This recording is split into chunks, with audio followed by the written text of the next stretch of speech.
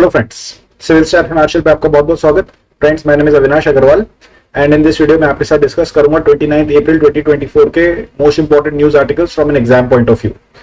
So first and foremost जो भी articles हम डिस्कस करेंगे उनकी हेडलाइंस क्या है, उनके मेजर टॉपिक्स क्या है, वो पहले डिस्कस कर लेते हैं और फिर एक एक करके सारे आर्टिकल्स को इन डेप्थ डिस्कस करेंगे।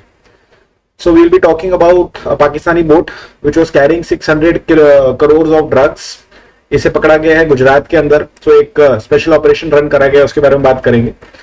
Subsequently we'll speak about राखी गरी, जो कि Indus valley civilization, Harappan civilization point of view से बहुत इंपॉर्टेंट आर्कियोलॉजिकल साइट है।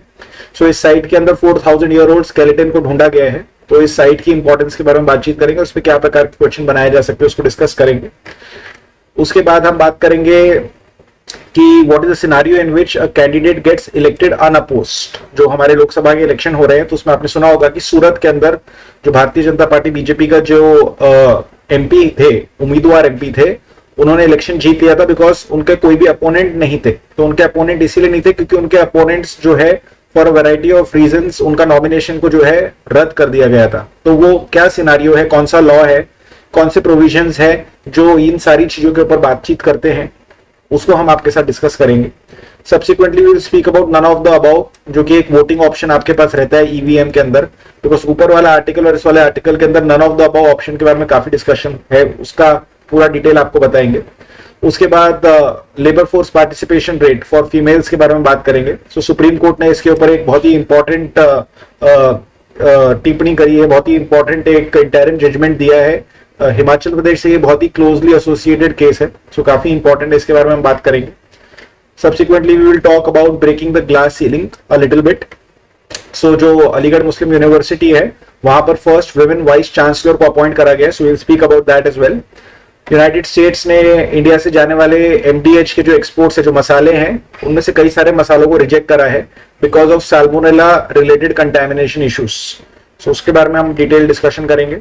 Subsequently, we will talk about India and Oman or India and West Asia के ties के बारे में। We will speak about the depreciation that Indian national rupee or INR has gone through in the last 10 years. So इसमें काफी important concepts है, nominal effective exchange rate and real effective exchange rate. So उन concepts को भी आपके साथ discuss करेंगे। Anti cyclones, global warming, El Nino के एक आर्टिकल को आपके साथ डिस्कस करेंगे। बहुत ही शानदार, बहुत ही प्यारा आर्टिकल है, आप जरूर इस डिस्कशन को देखिएगा। उसके बाद we will talk about global treaty on plastic waste, another very very important development which is happening.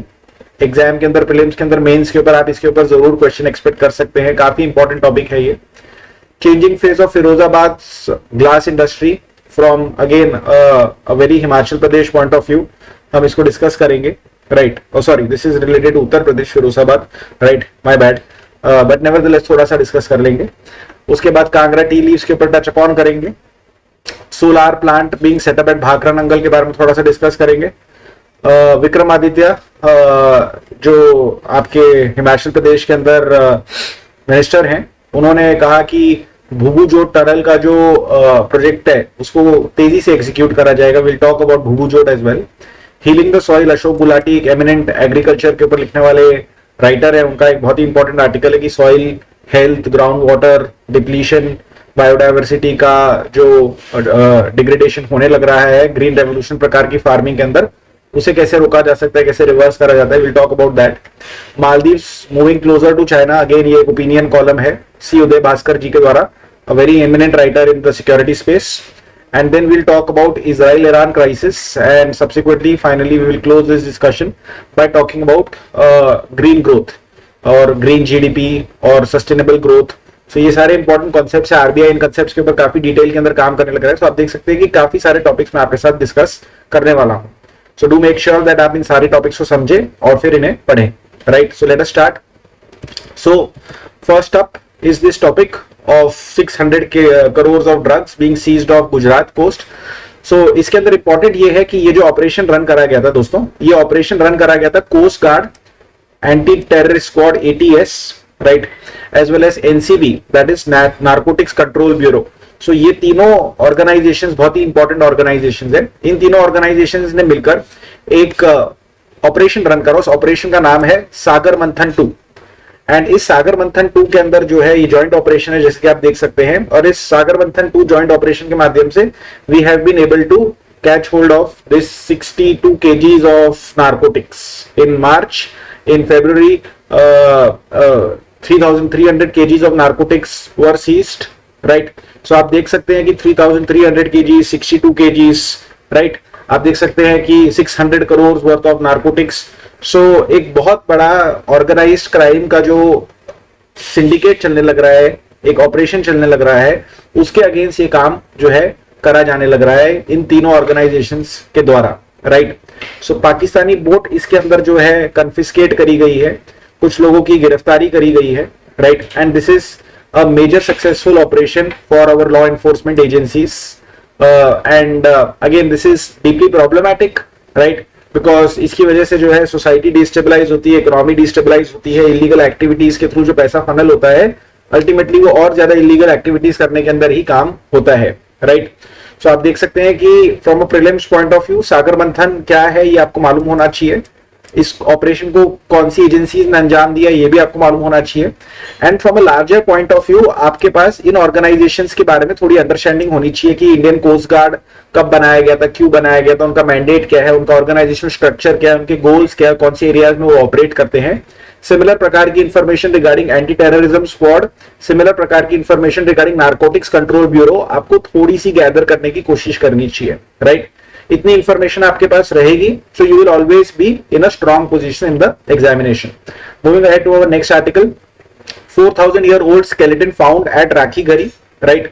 So this is the first skeleton. आप देख सकते हैं लास्ट लाइन में आपको सबसे पहले बता रहा हूं इसकी इंपॉर्टेंस क्या है इस न्यूज की, that this is the first skeleton जिसे रिकवर करा गया है इस ऑन गोइंग डिगिंग के अंदर जो राखी गरी की एक साइट के ऊपर चलने लग रही है दोस्तों, right? Again from a very exam point of view there is some very relevant information which has been provided over here, right?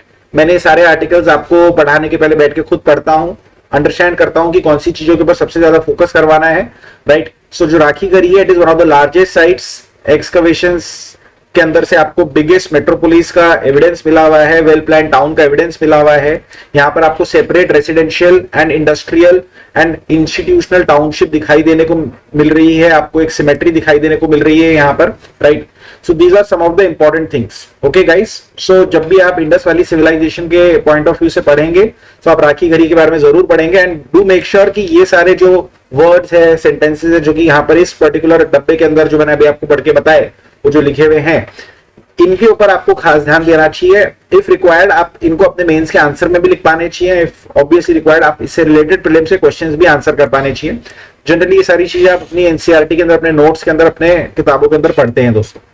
एक और मेरे मन में एक सवाल आ रहा है, राइट, कि हम लोग जो है काफी टेक्नोलॉजी का प्रयोग करते हैं इस सारे एक्सकवेशन के अंदर, इस सारी साइंटिफिक स्टडी के अंदर हम काफी टेक्नोलॉजी का प्रयोग करते हैं, राइट?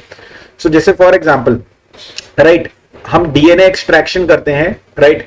और डीएनए एक्सट्रैक्शन के माध्यम से जो है जो भी हमारे फाइंडिंग्स हैं उनके बारे में हम उसकी एज क्या है, उसका उसमें वो किस प्रकार के डीएनए मतलब वो डीएनए से हमारे को क्या प्रकार की जानकारी मिलती है वहां के लोगों के बारे में, वहां के लोगों के कलिनरी हैबिट्स के बारे में, वहां के लोगों के यू नो लाइफस्टाइल के बारे में, and so on and so fourth, right? उनके लाइफ के इवेंट्स के बारे में।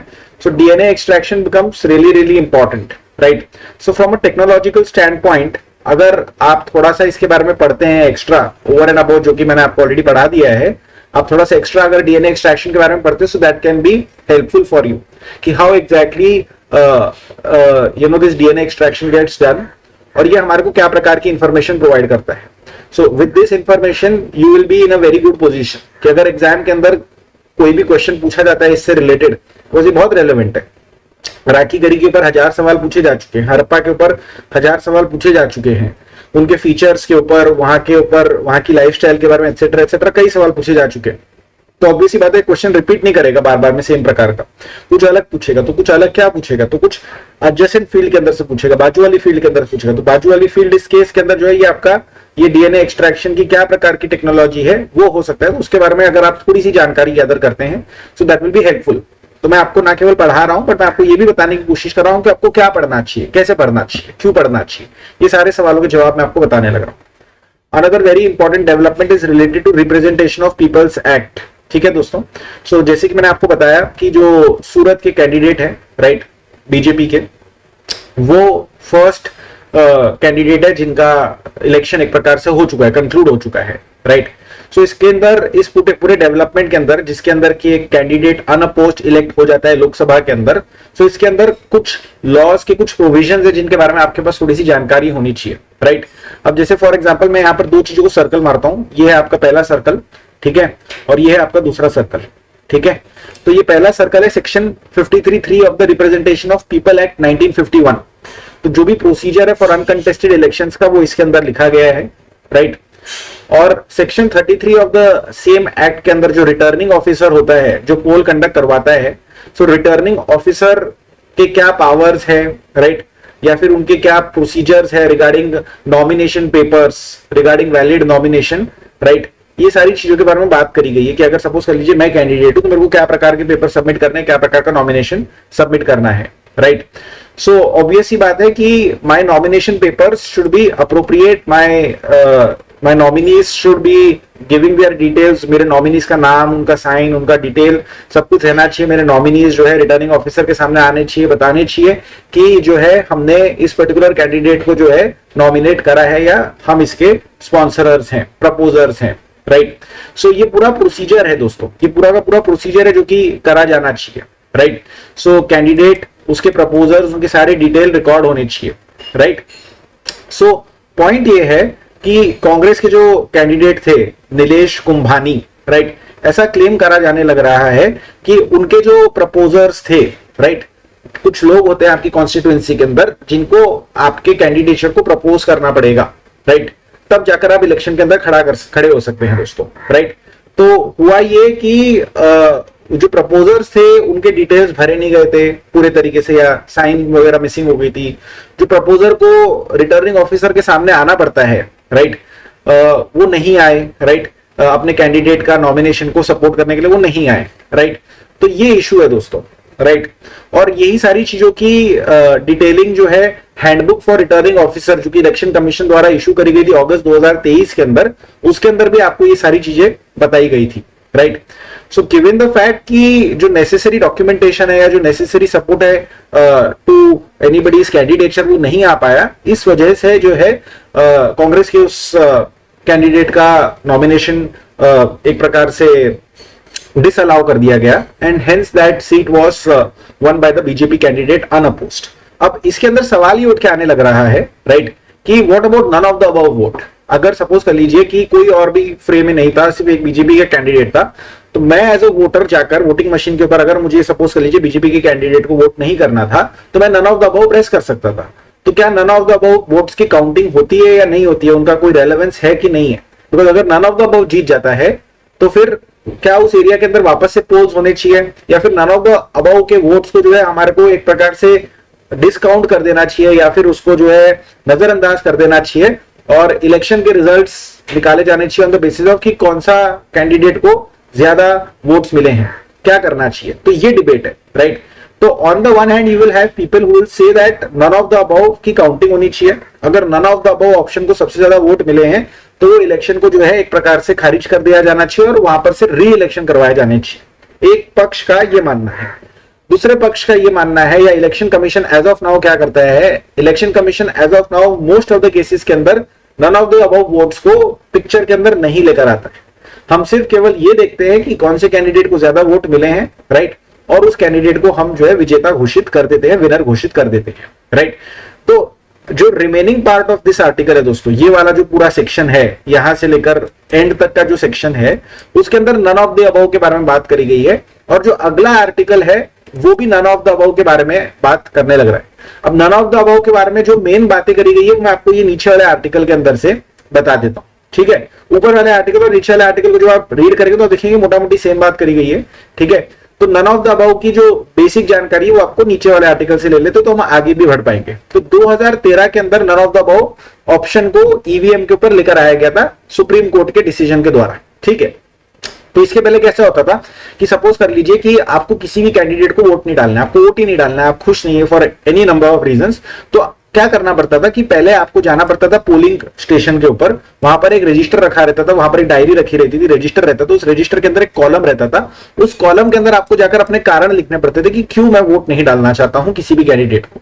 यानी कि बेसिकली जो आपकी प्राइवेसी है, आपके वोट की प्राइवेसी, वो जो है एक प्रकार से वायोलेट हो जाती है, क्योंकि एक्सपेक्ट ये करा जा रहा है कि अगर आप खुश नहीं है, आपको कोई भी कैंडिडेट पसंद नहीं है, आपको इलेक्शन प्रोसेस से जो है नाराजगी है, जो भी है, और आप जाकर वोट नहीं डालना चाहते हैं, तो आपको जाके, अगर आपको अपना ग्रीवांस बताना है तो बताने का केवल एक तरीका कि जाके रजिस्टर के अंदर लिखिए कि मैं वोट नहीं डालना चाहता हूं for so and so reason.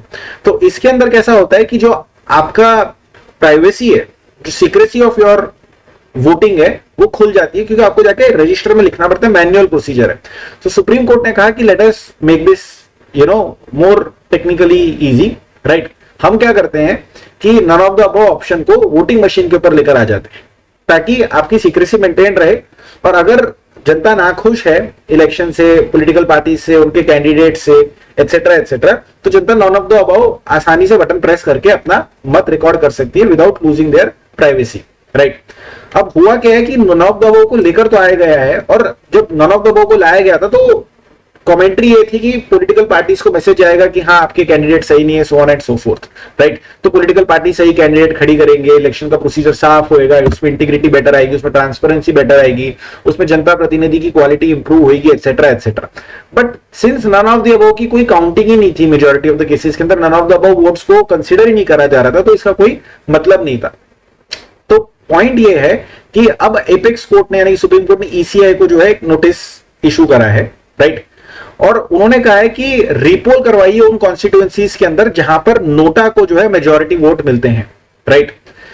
तो ये जो चीज है कि रिपोल होगा अगर नोटा जीत गया, none of the above options आपने सबने जाके दबा दिया, नहीं कि आप कैंडिडेट से खुश नहीं हो ना, पॉलिटिकल पार्टी 1 के कैंडिडेट से खुश हो ना पॉलिटिकल पार्टी 2 के कैंडिडेट से खुश हो, और आपने नोटा सबसे ज्यादा दबा दिया, तो फिर एक प्रकार से रीपोलिंग होनी चाहिए, राइट। यानी कि अब जो है ये डिबेट खुल चुकी है कि नोटा का रोल क्या है, राइट। क्या ये सिर्फ सिंबॉलिक है या फिर क्या ये रीपोलिंग करवा सकता है। अब यहां पर इन्होंने इंडोनेशिया का बढ़िया एग्जांपल दिया है कि इंडोनेशिया के अंदर यदि नोटा ऑप्शन को सबसे ज्यादा वोट मिलते हैं तो वहां पर रीपोलिंग होती है, राइट। एक और प्रस्ताव ये भी सामने आने लग रहा है कि सपोज कर लीजिए कि मैं और आप इलेक्शन में खड़े हैं और जनता हमारे दोनों को पसंद नहीं कर रही है, और जनता ने खूब none of the above vote डाले, ठीक है। तो आपको और मेरे को बेसिकली जनता ने रिजेक्ट मार दिया।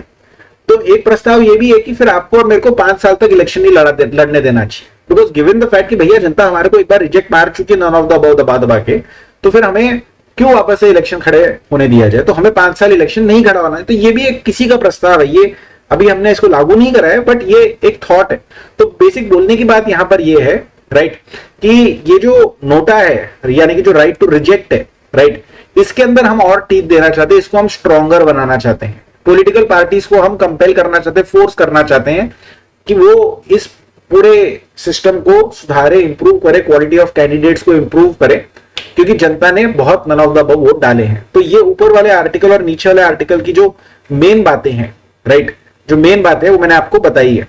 अब जैसे फॉर एग्जांपल यहां पर आप देख सकते हैं कि कुछ आंकड़ा आपके सामने आएगा, राइट, कि NOTA was reported to have gotten 1.29 crore votes in the state assembly election and Lok Sabha elections combined in the last 5 years, यानी कि पिछले 5 सालों में 1.29 करोड़ लोगों ने नोटा दबाया, मतलब बहुत लोगों ने 1.25 करोड़ से भी ज्यादा वोट नोटा के पड़े हैं, यानी कि कई जगह पर लोग खुश नहीं है, राइट। अब जैसे फॉर एग्जांपल आपको मैं यहां पर बताना चाहता हूं कि यहां पर एक और एक छोटी सी केस स्टडी बता रखी है, राइट, कि महाराष्ट्र के अंदर क्या हुआ कि स्टेट इलेक्शन कमिश्नर ने कहा कि नोटा जो है वो भी एक कैंडिडेट है, तो अगर नोटा को सबसे ज्यादा वोट मिले, राइट, तो वहां पर रीपोलिंग होगी।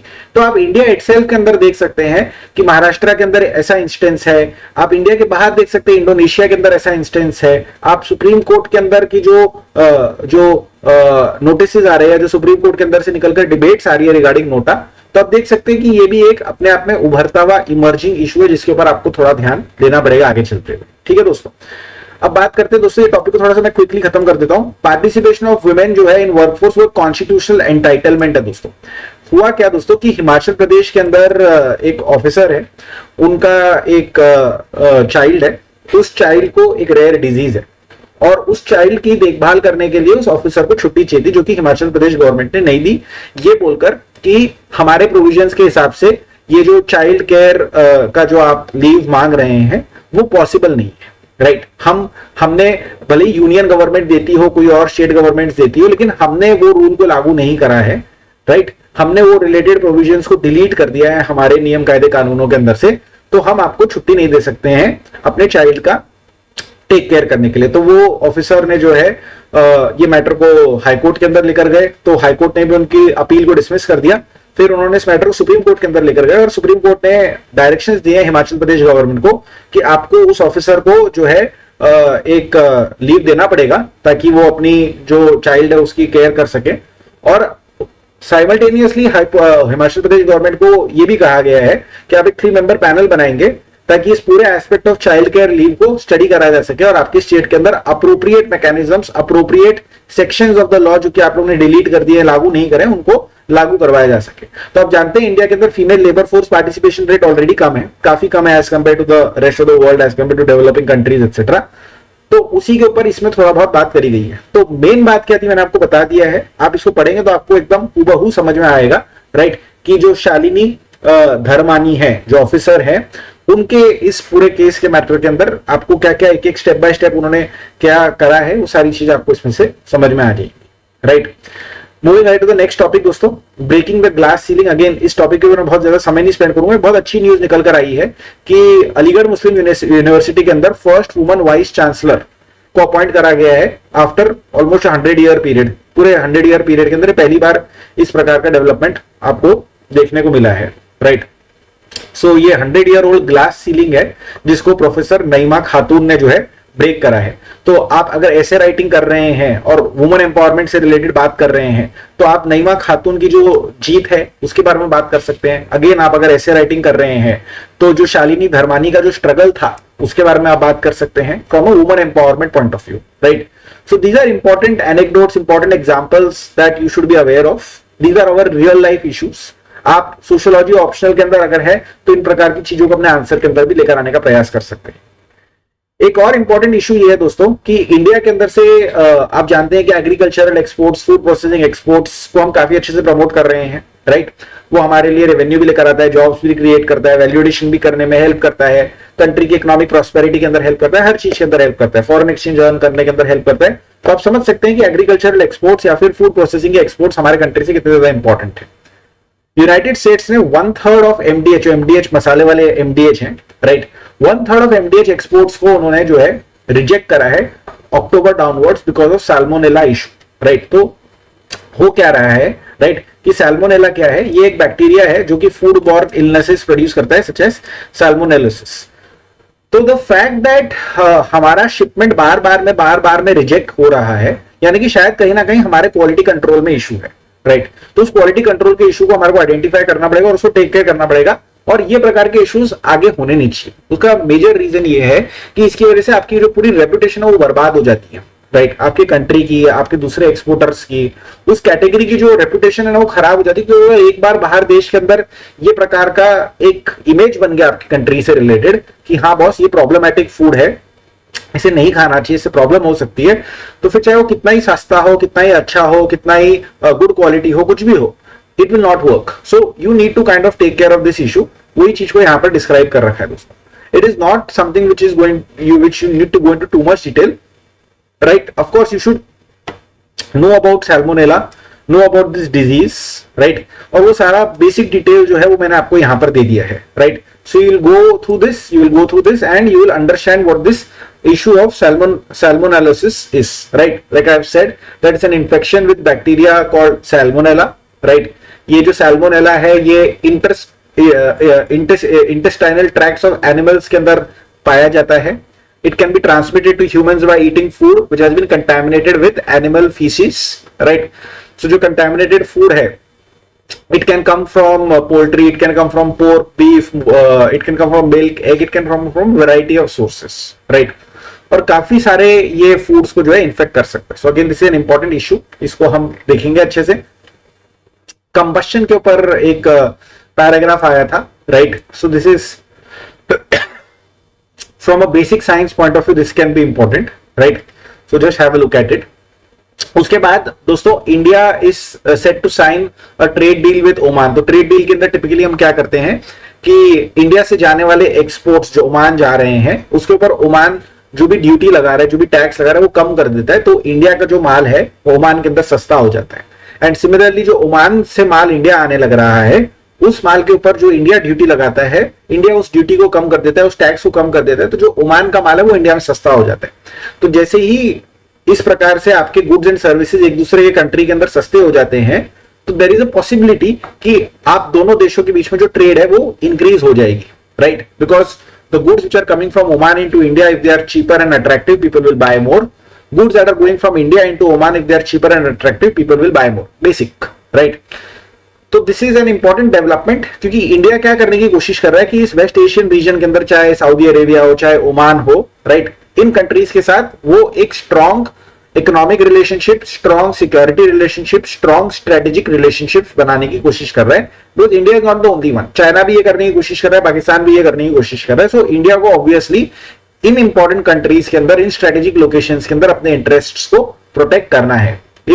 Okay, Oman is also important because वो स्ट्रेट ऑफ हॉर्मूज के ऊपर बैठा है दोस्तों, और स्ट्रेट ऑफ हॉर्मूज के थ्रू जो है बहुत सारा हमारा ऑयल फ्लो होकर आता है।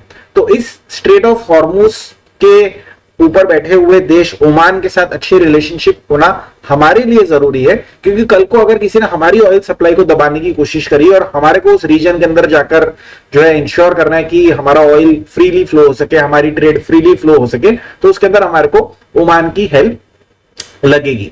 सो इंडिया जो है कोशिश करने लग रहा है कि जो गल्फ कोऑपरेशन काउंसिल है, और आप लोगों के लिए होमवर्क है कि गल्फ कोऑपरेशन काउंसिल की कंट्रीज कौन सी वो आप लोग निकाल के कमेंट करेंगे, राइट? तो गल्फ कोऑपरेशन काउंसिल के जो मेंबर नेशंस है उनके साथ इंडिया अच्छे रिलेशनशिप्स एस्टैब्लिश करने की कोशिश कर रहा है। हमने ये भी कोशिश करी थी कि जीसीसी एज अ होल के साथ हमें ट्रेड डील साइन कर दे, राइट? जैसे हमने आसियान के साथ एक ट्रेड डील बनाने की कोशिश करी है, बनाई भी है, राइट? उसी प्रकार से हम जो है जीसीसी के साथ एक एज अ रीजन एक ट्रेड डील बनाना चाहते हैं, बट वो अभी तक सक्सेसफुल हो नहीं पाया है।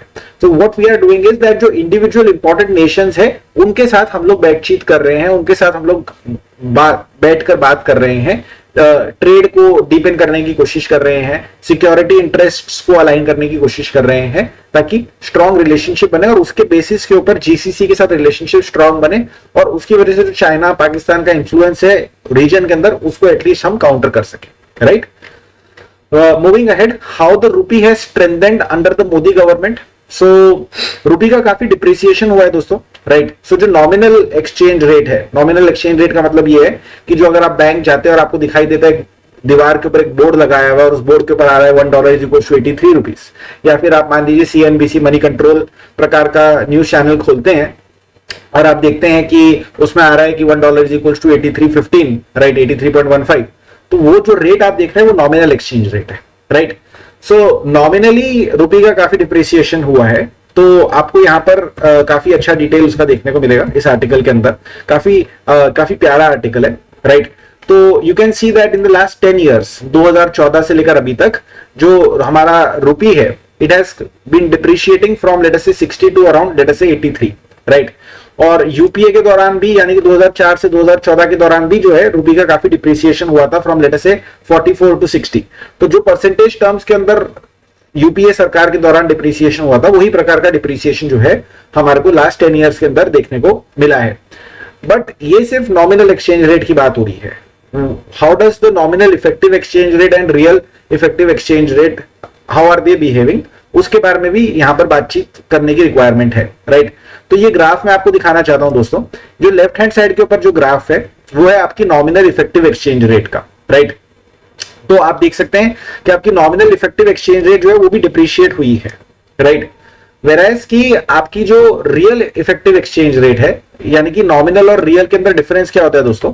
नॉमिनल और रियल के अंदर सबसे बड़ा डिफरेंस होता है कि जैसे ही आप नॉमिनल के अंदर इन्फ्लेशन से रिलेटेड एडजस्टमेंट्स करते हैं, परचेसिंग पावर से रिलेटेड एडजस्टमेंट्स करते हैं, तो आपको रियल इफेक्टिव एक्सचेंज रेट मिलती है, right? So inflation adjusted exchange rate is basically your real exchange rate और real effective exchange rate, right? So real effective exchange rate के अंदर आपको अप्रिसिएशन देखने को मिला है, वेराइज की नॉमिनल इफेक्टिव एक्सचेंज रेट के अंदर आपको डिप्रिसिएशन देखने को मिला है। और ये उल्टा क्यों है कि ऐसा क्यों है कि एक चीज में हमारे को डिप्रिसिएशन देखने को मिला, एक चीज में हमारे को डिप्रिसिएशन देखने को मिल रहा है? Why is it going the other in opposite direction? उसका मेजर कारण है इन्फ्लेशन इन इंडिया, राइट, जो कि कंट्रोल्ड है as compared to other countries. हमारे कंट्री के अंदर इन्फ्लेशन कंट्रोल्ड है, और since as compared to other countries हमारे कंट्री के अंदर इन्फ्लेशन कंट्रोल्ड है relatively speaking, therefore relatively speaking हमारा जो रियल इफेक्टिव एक्सचेंज रेट है उसके अंदर हमारे को अप्रिसिएशन देखने को मिला है। मैं उम्मीद करता हूं कि आप समझ सकते हैं कि एक्सचेंज रेट एक रिलेटिव टर्म है, राइट, कि जो एक्सचेंज रेट है रुपी का, वो सिर्फ रुपी के बिहेवियर या इंडियन इकोनॉमी के बिहेवियर से डिटरमाइन नहीं होता है, वो डिपेंड करता है कि यूएस का डॉलर कैसे बिहेव कर रहा है, यूएस की इकोनॉमी के अंदर क्या स्ट्रेंथ क्या वीकनेस है, राइट। बिकॉज हम एक डॉलर खरीदने के लिए क्या पे करते हैं वो सिर्फ हमारी स्ट्रेंथ के ऊपर नहीं डिपेंड करता है, वो जो चीज हम खरीदने जा रहे हैं उसकी भी स्ट्रेंथ वीकनेस के ऊपर डिपेंड करता है। सो ये वाला टॉपिक है। अब इस टॉपिक के अंदर मैं आपको थोड़ा सा और डीपर के अंदर लेकर जाता हूं दोस्तों, थोड़ा सा और डेप्थ बताता हूं, राइट, और वो डेप्थ जो है मैं आपको इस टेबल के माध्यम से बताता हूं, राइट। तो होने क्या लग रहा है, राइट, कि नॉमिनल इफेक्टिव एक्सचेंज रेट जो है वो बताती है कि what is the worth of home currency in relation to other currencies. तो इसको हम कैसे निकालते हैं कि हमने एक बास्केट बनाते हैं और उस बास्केट के अंदर हम 6 प्रकार की करेंसीज रखते हैं, राइट।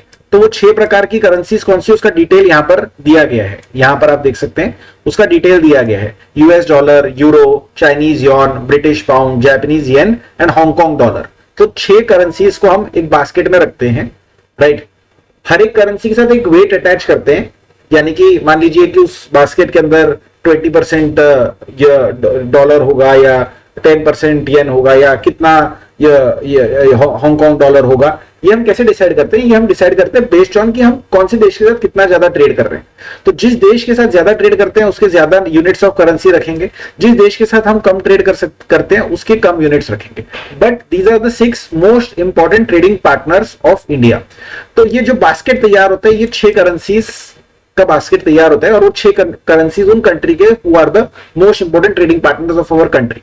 इसी चीज को एक्सपैंड भी करा जा सकता है, इसी चीज को जो है हम जो है 40 कंट्रीज के लिए भी कर सकते हैं, राइट। तो 2 प्रकार के बास्केट्स होते हैं, एक 6 करेंसी या 6 कंट्रीज की करेंसी वाला बास्केट होता है जिसको यहाँ पर ब्लू के अंदर डिपिक्ट करा गया है, और एक 40 करेंसी का बास्केट होता है जिसको यहाँ पर ब्लू के अंदर 40 करेंसीज है, रेड के अंदर 6 करेंसीज है, ठीक है। सो इस प्रकार से आपकी करेंसी की बास्केट डिटरमाइन होती है, राइट। और वो करेंसी की बास्केट खरीदने के अंदर कितना पैसा डालना पड़ेगा, उस पैसे को जो है यूज करके हम इस इंडेक्स को कंस्ट्रक्ट करते हैं। इंडेक्स के वैल्यू को बेस इज इक्वल टू 100 करेंगे in a particular year and in every subsequent period उसको हम अपडेट करेंगे कि ये 6 करेंसी के बास्केट या 40 करेंसी के बास्केट को खरीदने के लिए कितने रुपीस देने पड़ेंगे, राइट। और उसको जो बेस वैल्यू ऑफ 100 है उसके साथ कंपेयर करके इंडेक्स बनाएंगे, राइट। तो आप यहां पर देख सकते हैं दोस्तों कि हमारी करेंसी जो है वो डिप्रिशिएट होने लग रही है, right, in nominal terms.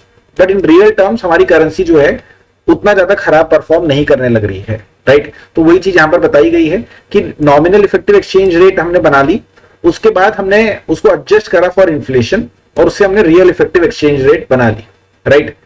So this is the most important takeaway out of this article. आप इसको पढ़िए, if there is absolutely any doubt you can always comment in the doubt section. काफी इंपॉर्टेंट आर्टिकल है, technically strong article, आप इसको पढ़ेंगे आपको काफी अच्छा लगेगा।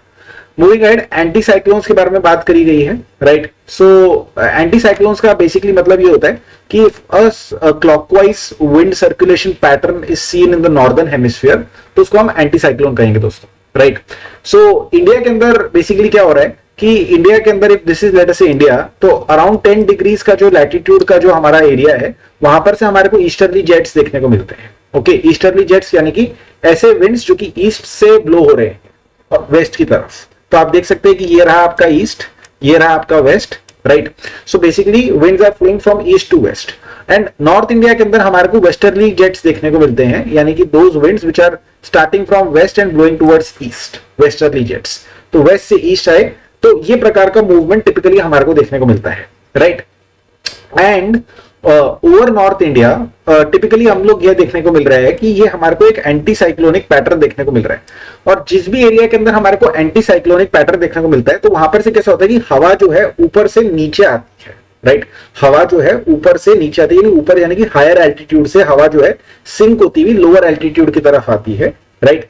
और जब इस प्रकार का मूवमेंट हो रहा है एयर का, from let us say higher latitude to lower latitude air sink कर रही है, तो नीचे वाली एयर जो है वो कंप्रेस होने लग रही है, नीचे वाली एयर जो है वो कंप्रेस होकर हीट अप होने लग रही है।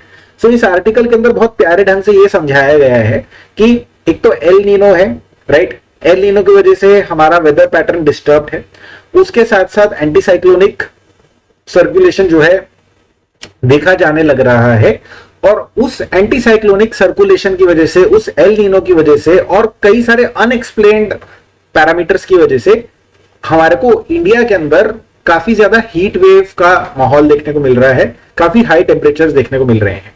तो ये सारी चीजों को इस आर्टिकल के अंदर काफी प्यारे ढंग से डिस्कस करा गया है। इसी आर्टिकल के अंदर एक रेडी सेट गो करके जो स्ट्रेटेजी अपनाई जाती है डिजास्टर मैनेजमेंट की, उसको भी एक्सप्लेन करा गया है कि रेडी के अंदर हमारे को क्या प्रकार के स्टेप्स लेने चाहिए, सेट के अंदर हमारे को क्या प्रकार के स्टेप्स लेने चाहिए, गो के अंदर हमारे को क्या प्रकार के स्टेप्स लेने चाहिए, राइट। तो वो कहां पर बताया गया मैं आपको बता देता हूं। देखिए ये 3 step approach ready set go, उसको यहां पर डिस्कस करा गया है, यहां से लेकर नीचे तक पूरा, राइट। प्रिपेयर्डनेस एंड रिकवरी के अंदर हमारे को क्या क्या स्टेप्स लेने चाहिए उसको यहां पर पूरे तरीके से डिस्कस कराया गया है। From a very prelim specific point of view एक बहुत प्यारी चीज मैं आपको दिखाना चाहता हूं, राइट। और वो है ये world climate research programme under world meteorological organization, India इसका पार्ट है, right. There is something called as S2S यानी कि sub seasonal to seasonal prediction, right. Sub seasonal to seasonal prediction का मतलब ये है कि हमारे को across time scales weather pattern को प्रिडिक्ट करना है, हमारे को लॉन्ग टर्म फोरकास्ट लाने हैं, मीडियम टर्म फोरकास्ट लाने हैं एंड शॉर्ट टर्म फोरकास्ट लेकर आने हैं, ताकि जब तक हमारे पास अच्छे फोरकास्ट रहेंगे, एक्यूरेट फोरकास्ट रहेंगे, तो उसके बेसिस के ऊपर हम रेडी हो पाएंगे, उसके बेसिस के ऊपर हम तैयारी को सेट कर पाएंगे। और जब लोकल इवेंट होगा, जब किसी भी एरिया के अंदर मान लीजिए बहुत ज्यादा हीट स्ट्रेस होगा, तो उस एरिया के अंदर हम इमीडिएटली गो करके उसके ऊपर काबू कर पाएंगे, उसके ऊपर एक्शन ले पाएंगे। तो ये सारी चीजों को यहाँ पर डिस्कस करा गया है। काफी एक अच्छी ढंग की समरी भी यहाँ पर दी गई है कि जो एंटी साइक्लोनिक सर्कुलेशंस है, राइट, इन्होंने उड़ीसा में अनसीजनल रेनफॉल करवाई, राइट। सो इसके अंदर मूवमेंट ऑफ विंड्स जो है क्लॉकवाइज डायरेक्शन के अंदर है, राइट। और ये दुबई के अंदर आए हुए फ्लड्स को भी एक्सप्लेन करता है, right. So duration, intensity, frequency of heat wave जो है ये हमारे को जो है इसके बैकग्राउंड ड्राइवर्स को अंडरस्टैंड करना है, ताकि हीट स्पॉट्स, हॉटस्पॉट्स जो है उसको आइडेंटिफाई कर सके और रेलेवेंट टाइम के अंदर का जो है रेलेवेंट स्टेप्स ले सके, ताकि जान माल का नुकसान ना हो। ये सारी चीजें इस आर्टिकल के अंदर डिस्कस करी गई है। It's a very beautiful article. इस आर्टिकल की जो मेन आत्मा है वो मैंने आपको ऑलरेडी एक्सप्लेन कर दी है। जब आप इस आर्टिकल को पढ़ेंगे तो जो मैंने बातें बताई है मोटा मोटी वही आपके सामने निकल कर आएंगी दोस्तों, right. So this is also related article, आप उसको देख लेंगे, इसमें कोई बड़ी बात नहीं है, right. There is a global treaty on plastic waste जो कि नेगोशिएट करी जाने लग रही है, राइट। सो होने क्या लग रहा है कि प्लास्टिक जो हम यूज कर रहे हैं वो एनवायरमेंट में एंटर होता है, एनवायरमेंट के अंदर वो छोटे छोटे पीसेस के अंदर जो है डिसइंटीग्रेट हो जाता है, पूरी तरीके से खत्म नहीं होता है। फिर वो छोटे छोटे पीसेस ह्यूमन बॉडी के अंदर या तो इंजेस्ट कर लिए जाते हैं फ्रॉम फूड और वाटर, या फिर इनहेल कर लिए जाते हैं बाय एयर। इन प्लास्टिक्स के अंदर, छोटे छोटे प्लास्टिक्स के अंदर 16,000 से भी ज्यादा हार्मफुल केमिकल्स रहते हैं जो कि ह्यूमन बॉडी के अंदर जाकर वैरायटी ऑफ डिजीजेस कॉज कर सकते हैं, ब्लड प्रेशर, डायबिटीज एक्सेट्रा प्रकार के इश्यूज को जो है यहाँ पर आइडेंटिफाई करा गया है। सो ऑब्वियस ही बात है कि प्लास्टिक्स को स्पेशली सिंगल यूज प्लास्टिक्स को जो हमारे को बैन करना है, राइट। इससे रिलेटेड कोई ग्लोबल ट्रीटी हमारे पास है नहीं, तो ग्लोबल ट्रीटी हम लोग नेगोशिएट करने लग रहे हैं। वही negotiations as of now Ottawa Canada के अंदर चलने लग रही है, और इन नेगोशिएशंस को लगभग नवंबर दिसंबर तक जो है खत्म करना है साउथ कोरिया के अंदर फाइनल नेगोशिएशन के माध्यम से, राइट। तो ये सारे डिस्कशंस के अंदर हम लोग पार्टिसिपेट जो है करने लग रहे हैं। काफी अच्छे आंकड़े वगैरह यहाँ पर दिए गए हैं, राइट, कि what is the level of plastic waste, कितना जनरेट करा गया है, कितना आगे जनरेट करा जा सकता है। लांसेट की स्टडी के बारे में यहाँ पर बात करी गई है, राइट। तो एक दो आंकड़े आपको उठा लेने हैं, राइट, और ये सारी चीजों को आपको समझना है। अब बात अटकी हुई कहां पर है उस चीज को मैं आपको एक्सप्लेन कर देता हूं। तो देखिए जो दुनिया है ना वो दो प्रकार के कंट्रीज में एज ऑफ नाउ डिवाइड हुई हुई है। एक है हाई एम्बिशन कोलिशन या high ambition group of countries जो कि कंप्लीटली प्लास्टिक को बैन कर देना चाहते हैं, और दूसरे हैं वो कंट्रीज जो कि प्लास्टिक के प्रोडक्शन को बैन करने में इंटरेस्टेड नहीं है, क्योंकि वो प्लास्टिक के प्रोड्यूसर्स हैं या फिर प्लास्टिक बनाने का जो रॉ मटेरियल है वो लोग उसको प्रोड्यूस करते हैं। तो टिपिकली इस ग्रुप के अंदर वो कौन से कंट्रीज है? फॉसिल फ्यूल मैन्युफैक्चरिंग कंट्रीज या फॉसिल फ्यूल प्रोड्यूसिंग कंट्रीज, और अमेरिका जैसे देश जो कि बेसिकली कहीं पर भी नहीं है, वो बीच में, ना वो यहाँ है ना वो यहाँ है, वो एक प्रकार से बोल रहे हैं कि वॉलेंट्री प्रकार के स्टेप्स लेने चाहिए प्लास्टिक के प्रॉब्लम को सॉल्व करने के लिए, right. So there are countries which are such as European Union, African Union के अंदर जो कंट्रीज है, right, they are in this camp. They want to completely get rid of this problem, completely stop plastic. There are countries such as fossil fuel producing countries such as Saudi Arabia and so on, right, जो कि एक प्रकार से इस treaty को आसानी से आगे बढ़ने नहीं दे रहे हैं, बिकॉज उनकी पूरी इंडस्ट्री जो है डिस्टर्ब हो सकती है इसकी वजह से। And there are certain countries such as US जो कि कह रहे हैं कि वॉलेंटरीली हमारे लोगों को जो भी स्टेप्स लेने चाहिए वो ले लेने चाहिए, we are not interested in this treaty business, right. So this is the main thrust of this article, do read this article, a very important article. इसके अंदर से क्वेश्चन पक्का बनेगा ही बनेगा दोस्तों, राइट। मूविंग अहेड दोस्तों, some places in news, right, जैसे for example कोई मैच द फॉलोइंग प्रकार का क्वेश्चन पूछा जा सकता है, तो फिरोजाबाद की बात यहां पर करी गई है, right. So it was once the largest producer of glass bangles in the world. यहां पर प्रोडक्शन काफी कम हो गया है, right. There is a dip in demand, cultural shift हो चुका है, right. and there is a requirement to use cleaner fuel, there is a requirement of higher costs associated with production, right. So mechanized production of glass bottles जो है होने लग रहा है ताकि ये लोग सर्वाइव कर सके। So you can see that glass bangles से glass bottles की तरफ ये लोग जाने लग रहे हैं। So just have a look at this, okay. Plucking of Kangra tea leaves in full swing. So Kangra tea को जो है यूरोपियन यूनियन के अंदर GI tag, so Kangra tea has become the second GI product of the country to get registered with European union, paving the way for sale of product in European countries. So इसीलिए ये Kangra tea important है from a prelims point of view, मैंने आपको बता दिया है, right. Solar plant being set up at Bhakra Nangal को damage कर दिया गया, छोटी न्यूज है, आप देख सकते हैं इसको, राइट। उसके बाद भूभू जो टनल प्रोजेक्ट की बात जो है यहां पर करी जाने लग रही है, राइट। सो एक इंपॉर्टेंट डेवलपमेंट प्रोजेक्ट है जो कि कनेक्ट करेगा Joginder Nagar of Mandi district with Kullu district via Lug valley दोस्तों, राइट। तो इसका जो ज्योग्राफिकल इंपॉर्टेंस है वो मैंने आपको बता दिया है, राइट। मैप के ऊपर यहां पर भूभू जोट जो है आपको देखने को मिल रहा है, right. Healing the soil, right. So this is something again which is very very important, ठीक है। So we need to make our food systems more resilient, we need to arrest ground water depletion, reduce green house gas emission and reward biodiversity.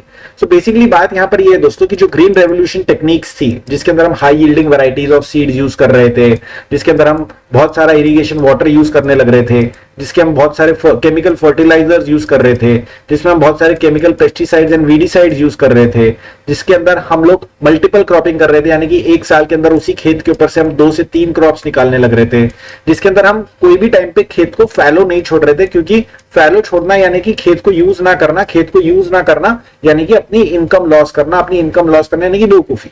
तो farmer जो है continuously soil को use कर रहे थे, continuously soil को जो है बर्बाद कर रहे थे because of the indiscriminate and unscientific utilization of these inputs and simultaneously ground water को बहुत ही भारी तरीके से एक्सट्रैक्ट करने लगे। तो ये सारी चीजों को अगर आप कंबाइन करके देखेंगे तो आपको ये समझ में आ जाएगा कि बहुत सॉइल की हेल्थ खराब हो चुकी है। वही चीज यहां पर डिस्कस करी जाने लग रही है इस आर्टिकल के अंदर, राइट।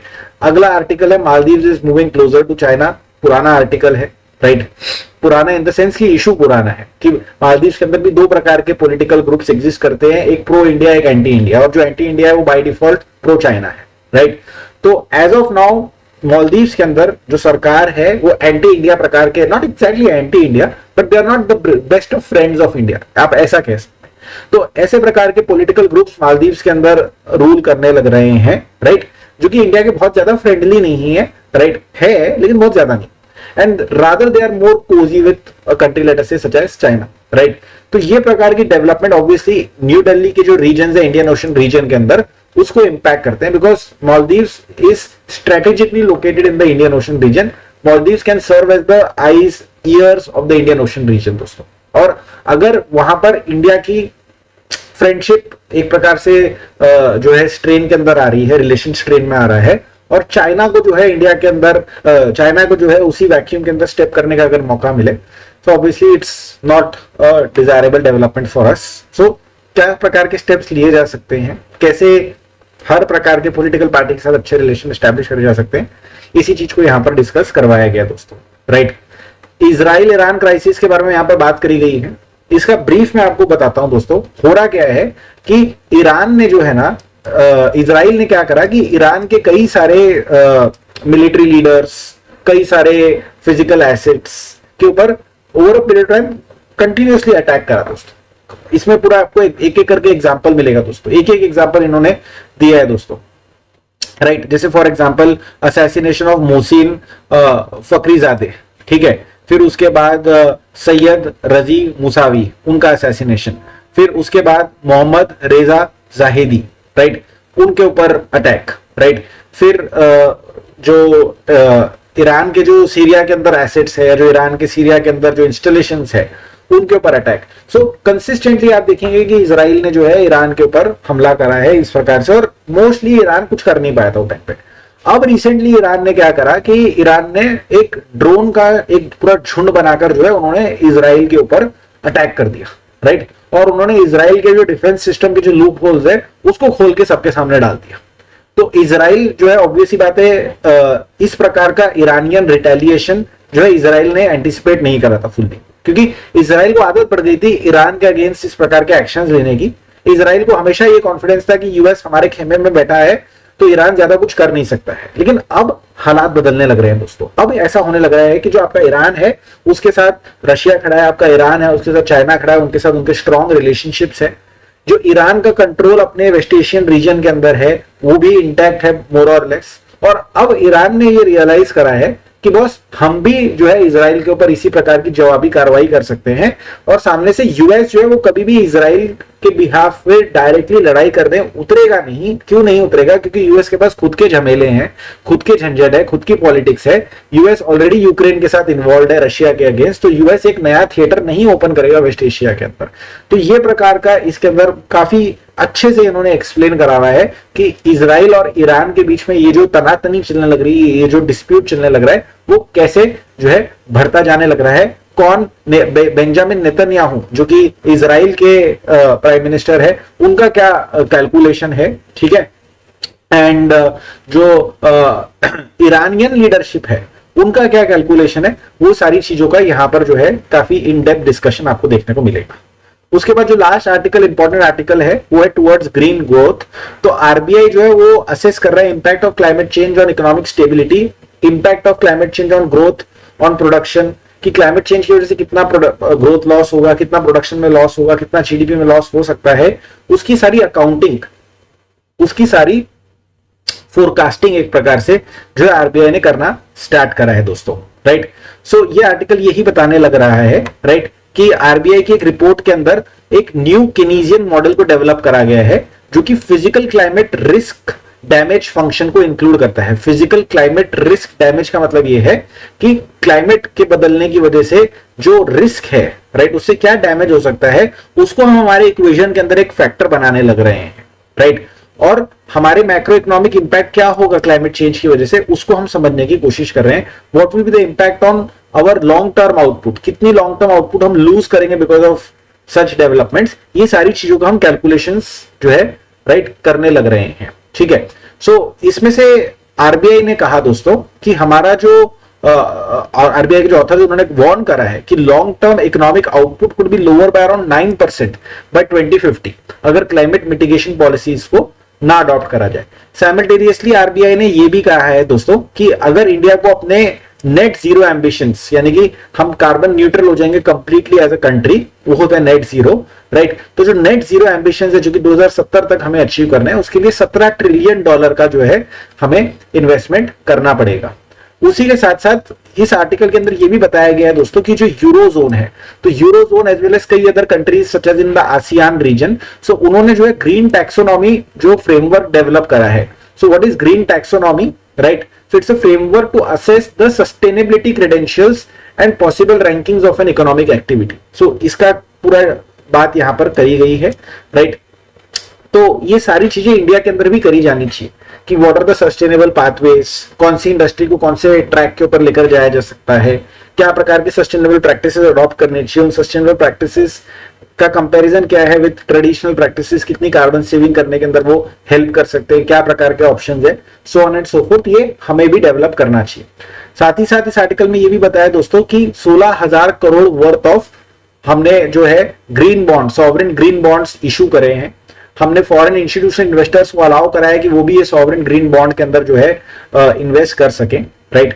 सो ये सारे स्टेप्स कंबाइन होकर इस आर्टिकल के अंदर बेसिकली ये बताने की कोशिश करी जाने लग रही है कि कैसे हमारी institution such as let's say RBI and कैसे हमारे मैंडरिन्स, हमारे एडमिनिस्ट्रेटिव सर्विसेज, हमारे फाइनेंस मिनिस्ट्री, हमारी गवर्नमेंट ऑफ इंडिया एक्सेट्रा मिलकर they should start building out this sustainability trajectory कि इंडिया को एक सस्टेनेबल पाथ के ऊपर कैसे लेकर आया जा सकता है और कैसे हम जो क्लाइमेट चेंज और उससे एसोसिएटेड रिस्क है उसको मिटिगेट कर सकते हैं, और नहीं मिटिगेट करते तो उसके क्या कॉस्ट है, और अगर मिटिगेट करते हैं तो उसके अंदर क्या इन्वेस्टमेंट रिक्वायर्ड है, ये सारी चीजों के बारे में इसमें बातचीत करेंगे। So this was the entire discussion today दोस्तों। Will meet again tomorrow. Thank you so much, all the very best and जय हिंद दोस्तों।